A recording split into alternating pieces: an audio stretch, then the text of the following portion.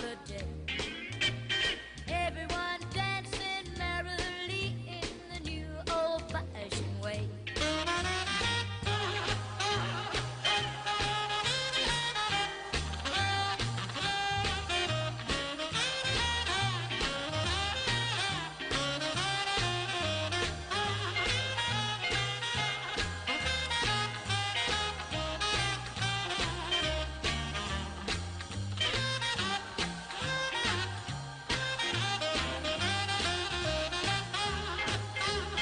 You will get a sentimental feeling when you hear voices singing, "Let's be jolly." Deck the halls with boughs of holly, rocking around Christmas tree. Have a happy holiday.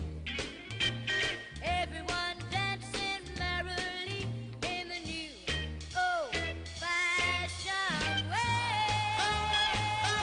Yan ang medyo pabailing kanta ni Brenda Lee, ang Rockin' Around Christmas Tree. Ay sabi kan na tiyan na nagaro kita mag-ulay ako yan kada ko palang tiks digdi. Nagulay-ulay kaya kami ni Kuya Mr. Rice Coffee. Papa Bert digdi po sa muya sa Bicol, Limanan. Bicol, Limanan. Hanggang ngunyan mayo panin kuryente, mayo lamang po bagani nahiling na taga Kasuray ko uno na nag-aayos digdi sa Bicol, Limanan. Baka pwede po makauli ang GM kan Kasuray ko 1 kung magkakakuryente pa kami o daina. Kaya ara mo amiga ko ang general manager dyan, baka nagantabay ngunyan, GM Ann Alsisto. May nangangapudan po digdi sa kuyan sa Bicol, Limanan na pabulusan naman da sila ng kuryente. Ang Bicol, Limanan palan, yaon lang da yan sa highway, bako man nga yan ng garo laog-laog.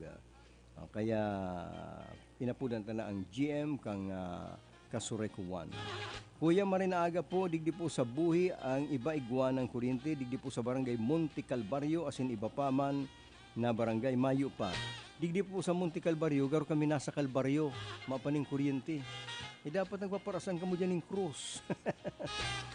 Anyway, apudan tang Kasureko dyan sa Rinconada. Ang iba da sa Kataray dyan sa buhi, may kuryente na pero sa barangay ning kuryente. Ang Monte Calvario sa English, kaya niya na Mount of Calvary.